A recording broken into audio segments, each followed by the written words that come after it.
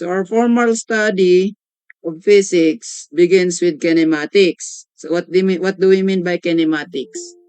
So kinematics is defined as the study of motion without considering its causes. Sa madaling sabi, ang pag-aaralan natin sa kinematics ay yung paggalaw lang talaga ng bagay. Mismong paggalaw lang ng bagay and di natin i-consider kung ano yung dahilan bakit gumagalaw yung bagay na yon. Because we all know, in real life, hindi gagalaw ang isang bagay kapag walang external cause na magpapagalaw sa kanya. For example, a water bottle on top of a table will remain on that position unless we move it. O kaya, we cause an external force causing it to move from one position to another. For example, that certain water bottle, we lift it up, inalis natin sa position na doon, and we transfer it to the other side of the table. So, there is an external cause that causes displacement within that water bottle. So, in kinematics, we will not deal about that causing that water bottle to be transferred. So, what we will talk about here in kinematics is purely the force only. The motion only. O kaya yung pagbabago lang ng position ng isang bagay. Hindi natin i-consider yung causes. So the word kinematics comes from a Greek term meaning motion. Motion, meaning paggalaw.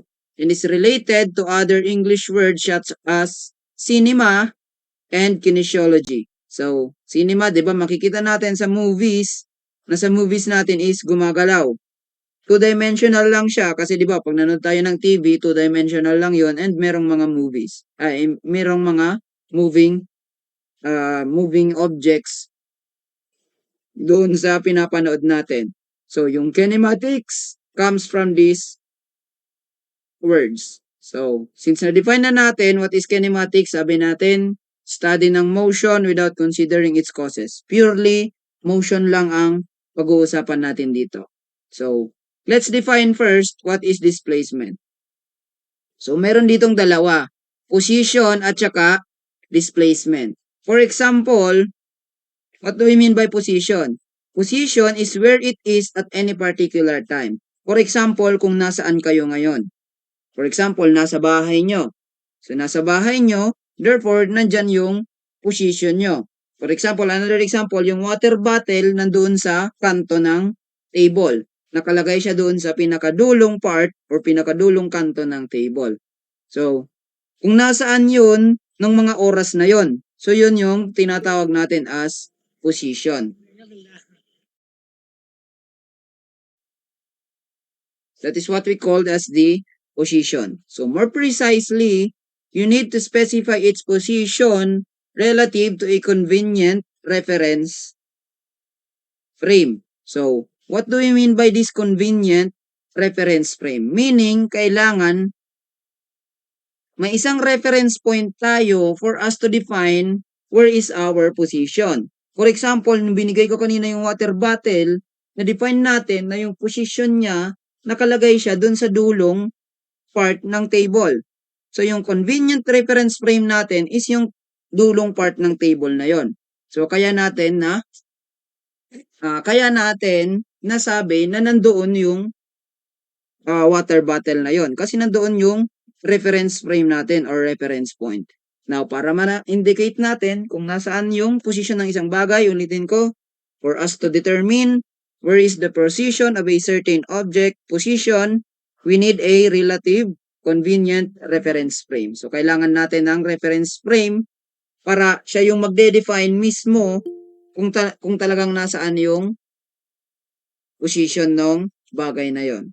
So, what do we mean by displacement? So, ang position magkaiba sa displacement. So, displacement, if an object moves relative to the reference frame, then the object's position changes. For example, kayo, nakaupo kayo sa isang upuan, okay? So, na-visualize nyo na. Nakaupo kayo sa isang upuan. So, therefore, yung reference natin is yung upuan. So, yun yung reference frame natin. Nasaan yung position nyo? Nakaupo dun sa upuan. Nasa upuan kayo.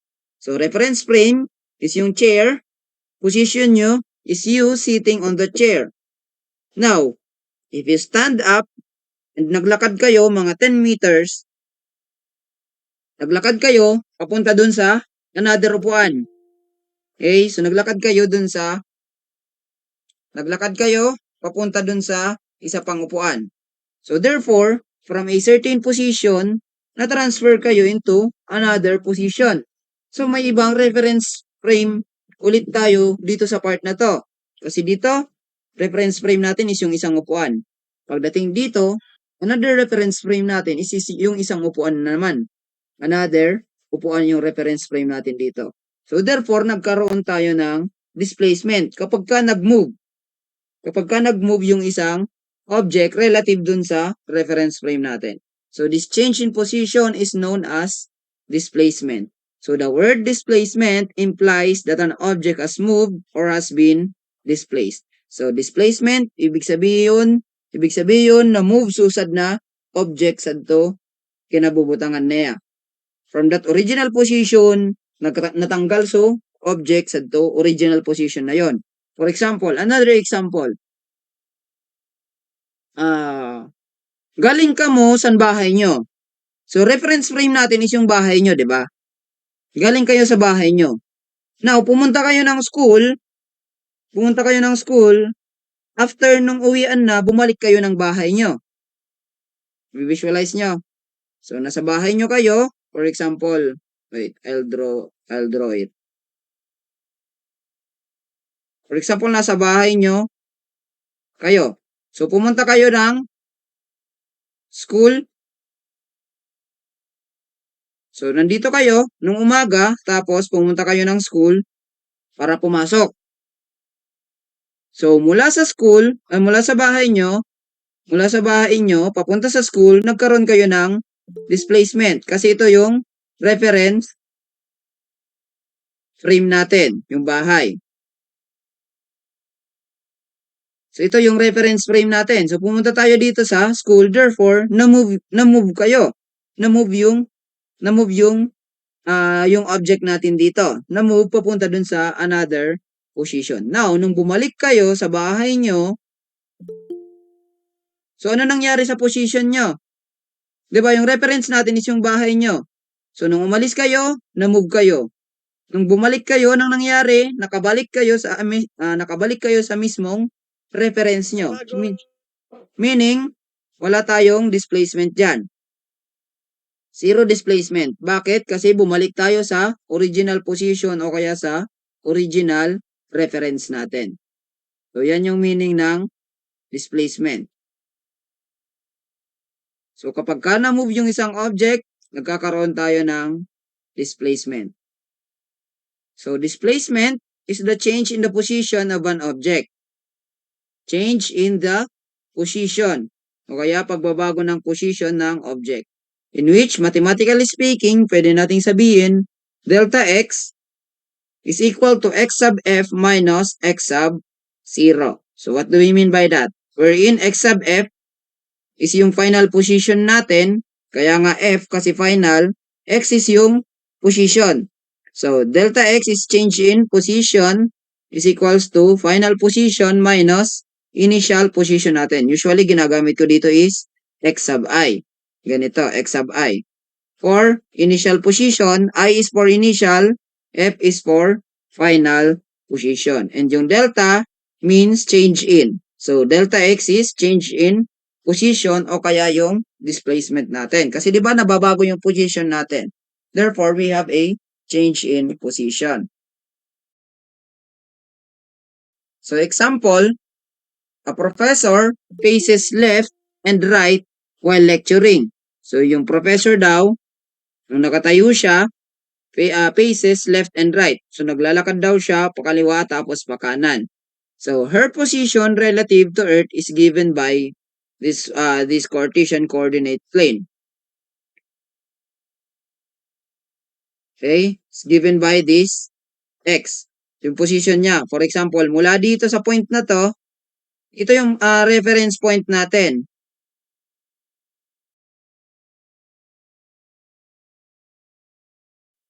So, ito yung reference point o kaya yung reference frame natin. So, yung position niya initially, so ito yung initial position niya. Wherein 1.5 meters siya away from our reference point. So, ito yung initial position niya. Now, after niya mag-move papunta dito, so papunta dito, di ba nandito yung direction natin? Direction ng kanyang motion o kaya ng position. Nag-transfer siya in this position na siya, in which ito na yung XF natin o kaya final position. In which yung XF natin is 3.5 meters away doon sa ating reference point. So, ilan daw yung total displacement niya o kaya yung total na binago ng kanyang position. Di ba ito yung position 1 natin, ito yung position 2 after niya mag-move. So, nung nag-move siya, nagkaroon siya ng displacement. So, simply sabi natin, displacement or delta x is equals to position niya final according to our reference frame minus initial position niya with respect to our reference frame. So, yung final position niya is equal to 3.5 meters mula dun sa ating reference point. Dito yung reference point natin. So, yung final position niya is 3.5 minus initial position niya is 1.5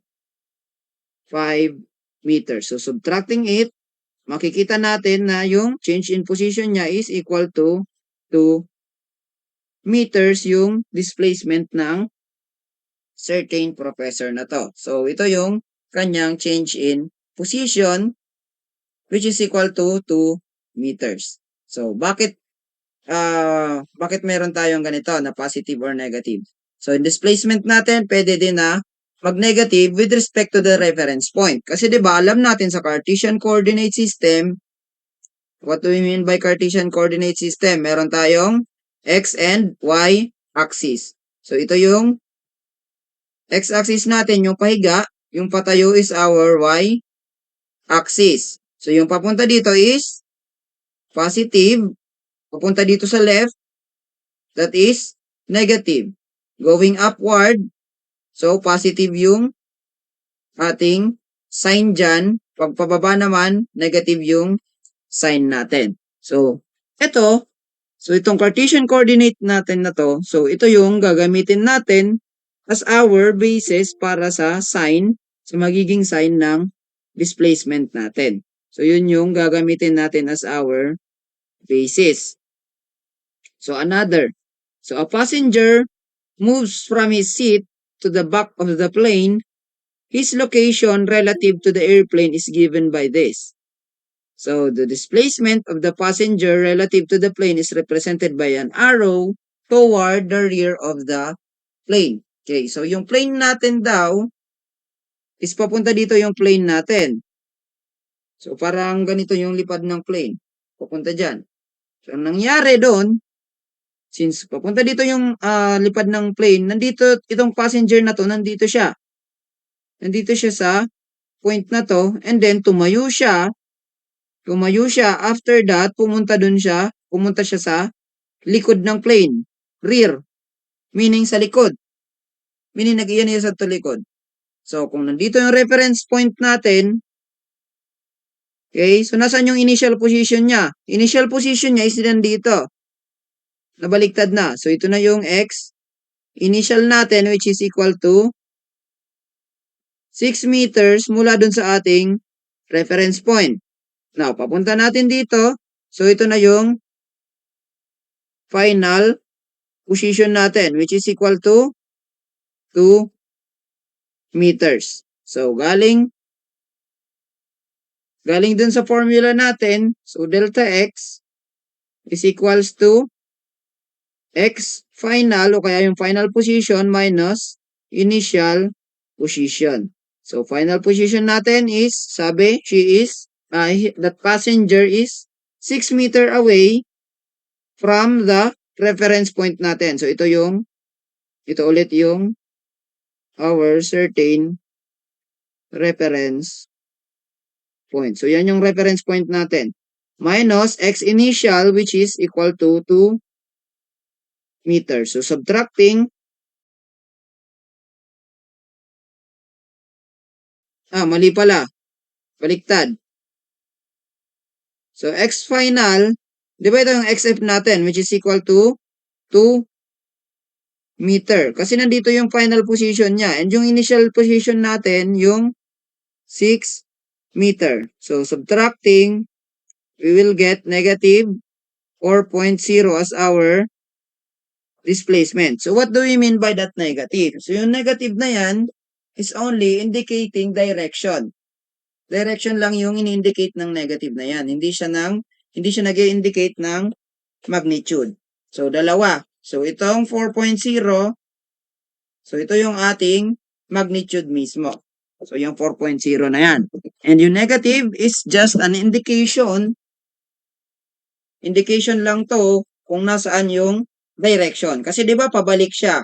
Pabalik, papunta dito sa part na to. Kung babalikan natin itong Cartesian coordinate system, pag going to the left, pabalik, which is negative. Kaya negative yung sign natin dito. Kumbaga, dun sa relative position, pabalik siya dito.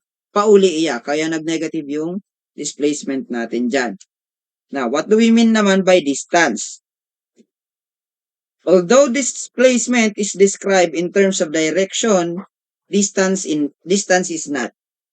So, ang kukunin lang natin sa distance, purely yung magnitude lang. Wala tayong paki sa magiging direction. Halimbawa, kung binulta ka, halimbawa, nag-iyanik ka sa tindahan, so total distance na inagi mo, despite of the direction, wala tayong paki sa direction, yung total na lilakad mo, yun yung i-consider lang natin sa distance. So that is what we mean by distance. Kung ilan lang yung magiging, ilan lang yung direction na, ilan lang yung talaga yung certain distance na na-cover mo nung nagkaroon ng movement yung object. So, distance is defined to be the magnitude. So, tandaan natin to. Magnitude or size of displacement between two positions. So, mula dito sa position 1 hanggang dito sa position 2, kung ilan yung total na layo niyan ng dalawang position na yan, so, yan lang yung distance natin. So, ulitin ko, pagkakaiba ng dalawa. Pag displacement, i-describe natin siya kasama ang direction. Kung papunta siya sa kaliwa, kung papunta sa kanan, kung pataas siya o pababa. So, i-describe natin yon pag displacement. Pag distance, wala tayong i-describe na direction. Lahat lang talaga yon kung ilan yung distance o distansya na na-move yung isang object. So, that is what we mean. And the difference between displacement and distance. So, we take note that the distance between two positions is not the same as the distance traveled between them. Distance traveled is the total length of the path traveled between two positions. Distance has no direction and thus no sign. For example, ginawa natin, nandito yung position 1 nyo. Di ba, nandito yung position 1. And nandito naman yung position 2 natin. So, yung ginawa natin, sa maurot kita, lagyan muna kita sa day, part na day. Pagdating natin dito, saka tayo bumalik. Papunta dun sa position 2. Okay? So, kung napansin nyo, sabi natin, ang displacement is yung kung ilan lang yung na-move natin dito. Yan lang yung magiging displacement natin.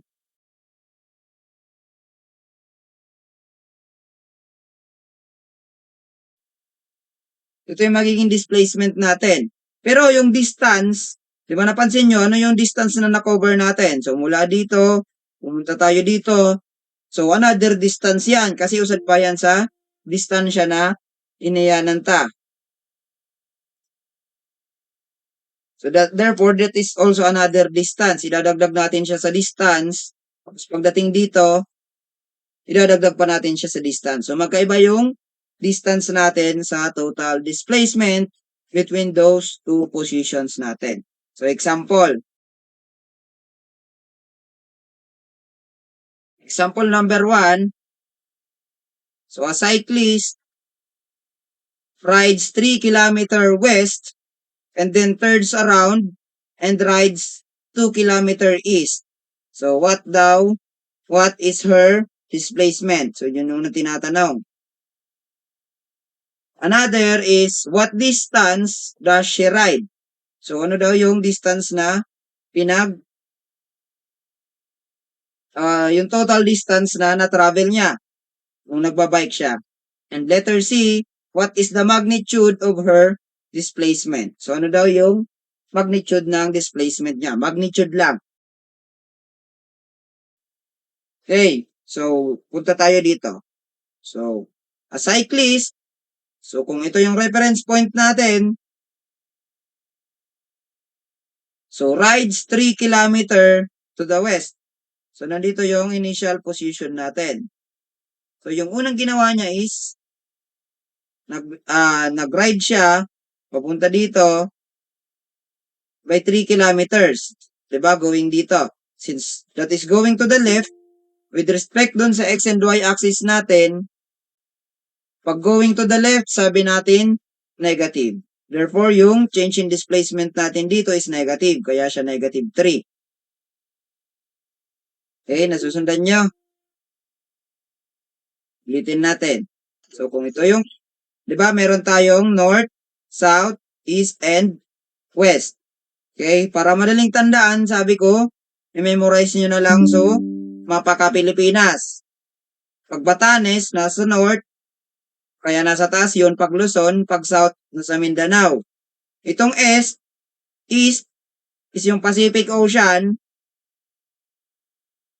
Diba, nandito yung Pacific Ocean natin. Pagdating dito, yung sikat-sikat ngayon na West Philippine Sea, which is yung South China Sea. So, West Philippine Sea, kaya nandito yung west. Para madali nating i-memorize yung north, south, east, and west na yan. So, with respect dun sa reference point natin or sa reference position, for example, nandito yung reference position natin. So, yan. Nandyan yung reference point nung cyclist natin. Now, sabi doon, yung cyclist rides 3 kilometer due west. So, 3 kilometers. Papunta doon sa west.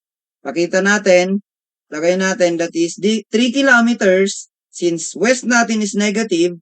So, therefore, yung change in displacement natin dito mula sa position 1, di ba ito yung position initial natin. Hanggang dito sa, ito yung XF natin. So, therefore, yung magiging position niya dyan is negative. Di ba negative yung magiging displacement natin dito. Now, sabi dyan, after niya makarating dito, then turns around and rides 2 kilometer east. So, nasaan yung east? Papunta naman dito sa direction na to. So, nung nandito na siya, nagbirik Kunoya, tapos nagbike kaya ulit for 2 kilometers. So, 2 kilometers lang yung ni-ride niya mula dito hanggang dito. Ang tinatanong dyan is, what is her displacement? Ang tinatanong is yung displacement. Ano ba yung total na displaced? Di ba ito na yung x final natin. So, ito yung talagang pinaka-initial position niya. Tapos, nandito na yung pinaka-final position niya. So, ano daw yung distance na na-displaced dito? So, yung total displacement natin dyan. So, yan yung tinatanong. What is our total displacement here? So, kung napansin nyo, kung mula dito hanggang dito, 3 kilometers, tapos mula dito hanggang dito is 2, so ilan yung matitira natin dito? This is equal to, di ba, 1 kilometer to. 1 kilometer pati. Pato, itong distance na to. Mula dyan hanggang dito sa point na to. So, from here, papunta here, so that is still a 1 kilometer. Kaso, displacement. Yung original position natin is nandito. Yung final position natin is still in the left side, which is negative. Therefore, yung magiging displacement natin dito sa A, yung total delta x natin, that is equal to negative 1 kilometer. So, meaning, nasa west side siya, nasa west side siya nung reference point natin. So, di ba ito yung reference natin. So, pumunta siya dito, then pumunta dito. So, kaya may negative tayo dyan. So, that is just indicating direction. Direction lang yung ini-indicate niyan. So, what distance, pagdating dun sa B, what total distance does she ride? So, tira daw, so total na distansya na trinavel niya. Iraw, ilan yung total distance na trinavel niya? So, pagpunta dito, mula dito, pansin nyo, mula dito, hanggang dito sa dulo, so nakakover na siya sa 3 kilometers. Nakakover na siya ng 3 kilometers. Tapos mula naman dito, hanggang dito, another 3 kilometers naman yung nakover niya.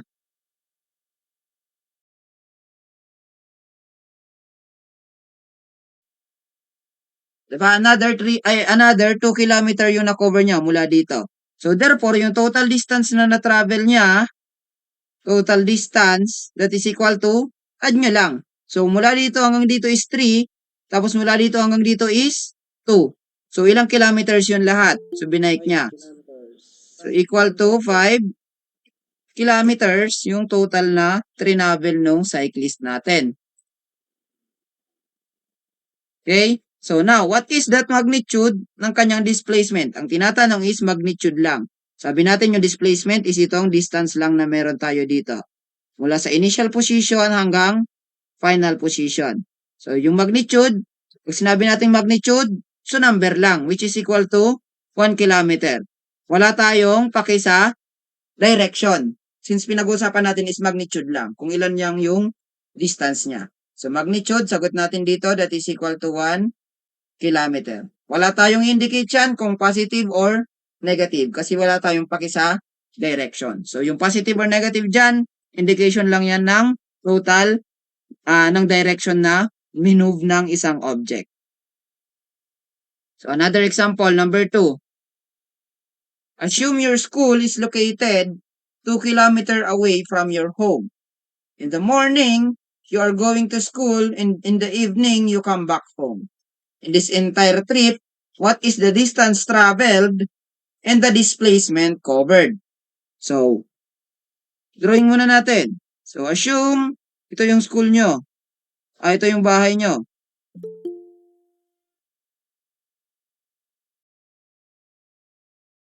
Assume ito yung bahay nyo. So, yung distance niya daw sa school, so ito yung school natin, kulay blue.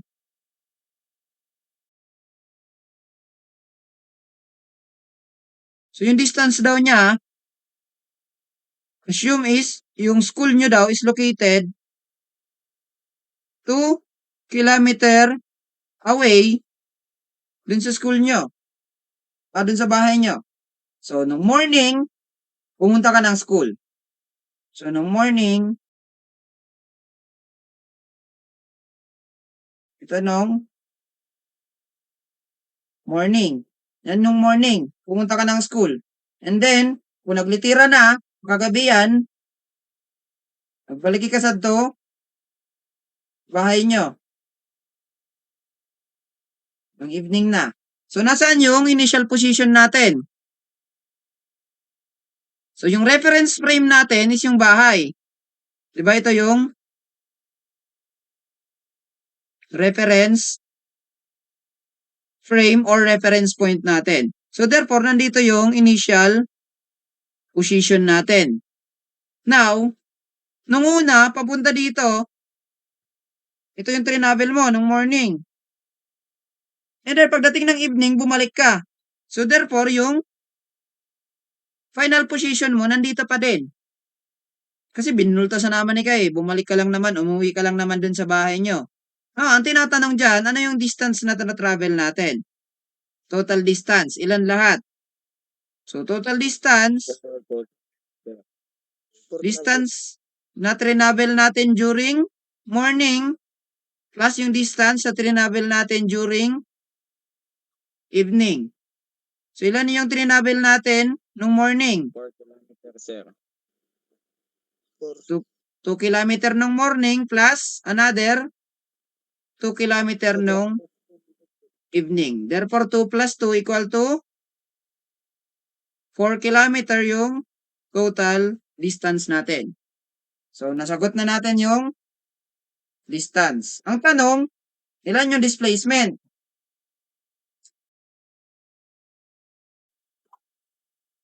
Ilan yung displacement? So, kung nandito yung original position natin, tapos dyan lang din naman tayo nakarating after nung evening, nung umuwi tayo, therefore, di man nabago so position natin.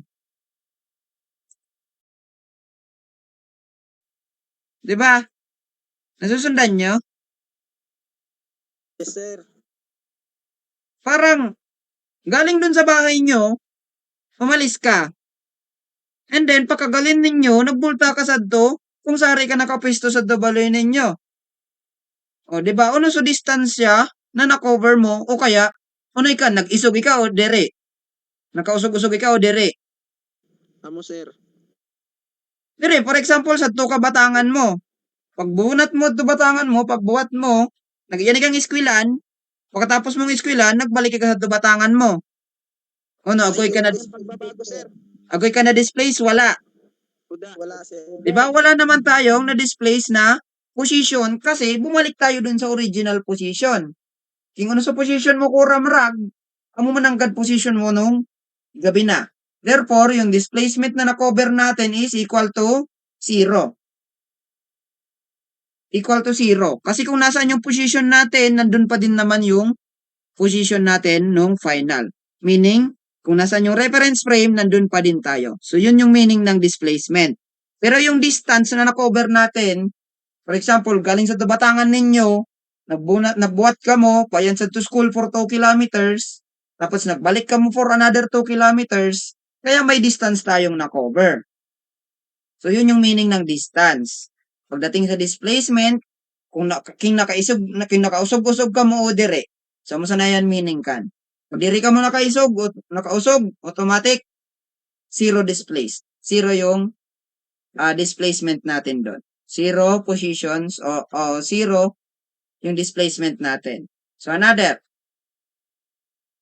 an athlete covers 3 rounds on a circular track of radius 50 meters. So calculate the total distance and displacement traveled by him. So meron tayong athlete.